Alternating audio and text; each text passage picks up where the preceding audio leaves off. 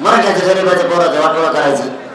तिला वाटत नाही का ती आर्थिक मजबूत झाली मग गरीबाची आर्थिक मजबूत व्हावा खेड्यापाड्यातली, असं वाटत नाही का?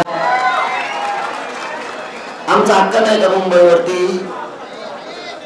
सरकारला असं वाटतं का आर्थिक राजधानीतून गोरगरिबांचे लेकरं सुद्धा सुखा समाधानाने जगावं? आम्ही पैसे मागायला आलो का?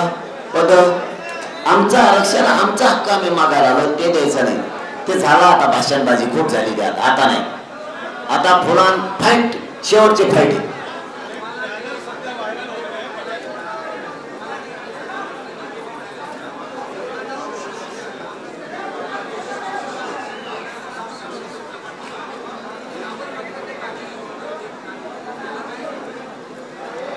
नाही ते का उत्तर देत नाही तुम्ही तो विचारलेल्या प्रश्नावरती?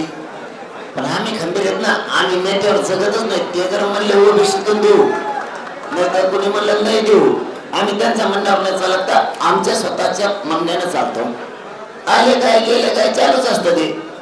कोण आमदार भेटायला आला, कोण मंत्री भेटायला आला, कोणी खासदार आला, त्यांचं काम आहे येणं, आमचं बी काम आहे सन्मान करणं.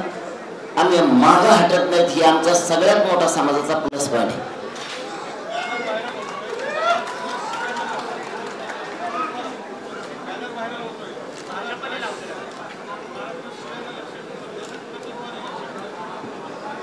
मला आता तुमच्याकडूनच कळलं, मला माहित नाही की बॅनर व्हायरल व्हायला लागलं. महाराष्ट्र शिव्याने लक्षात ठेवत, कर्तृत्वानं लक्षात ठेवत.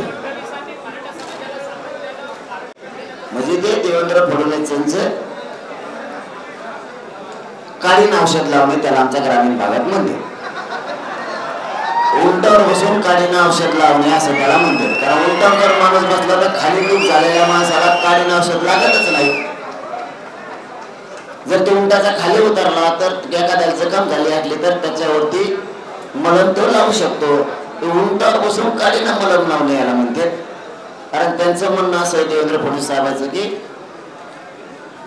महाराष्ट्र शिव्याने नाही तर कर्तृत्वाने लक्षात ठेवतो. काय कर्तृत्व आहे बरं फडणवीस साहेब तुमचं, मला जरा सांगा.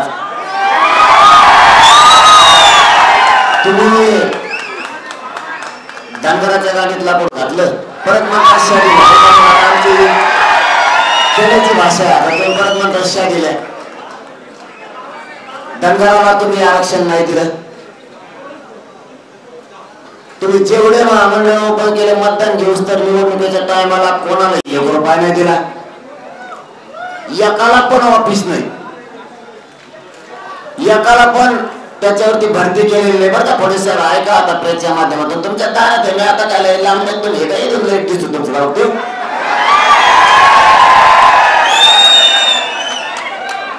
मीडियातून ऐकल्यापेक्षा माईक लावा तिथं, तुम तिथं एक माईक आम्हाला आणून दे, एक भोगा तुम्हाला ठेवा. आणि तुमचं कर्तृत्व काय सांगा?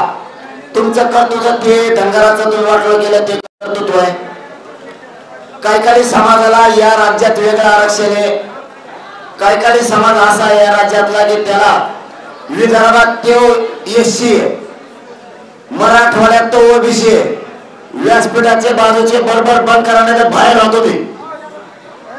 तुम्ही पुढे होत काय बरोबर करता नाही, इकडे बरोबर बंद करायचं व्हावं का?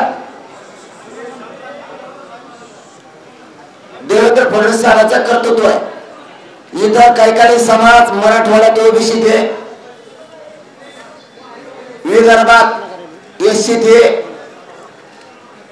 खानदेशात एसटी थे. एका राज्यात एकच जात 3 उपप्रवर्गात असती का? हे फडणवीस साहेब तुमचं कर्तृत्व. मराठवाड्यातली काही पोरगी जरी खानदेशात दिली तर ती एसटी होती. मराठवाड्यातली पोरगी विदर्भात दिली काही एससी होती. तिकडची काही एससीची पोरगी जर मराठवाड्यात केली ती ओबीसी होती. बघा आमचा खेळ. दर आमचा मराठ्याचं तसाच हे कर्तृत्व केलं तुम्ही. मराठवाड्यातली पोरगी विदर्भात दिली, तिचे पोरं ओबीसी टी ओपन. जर आमचा आंतरजातीय विवाह आहे बोलणं कळा ना. आम्ही मराठीचे आहेत का म्हणून मिळाला ना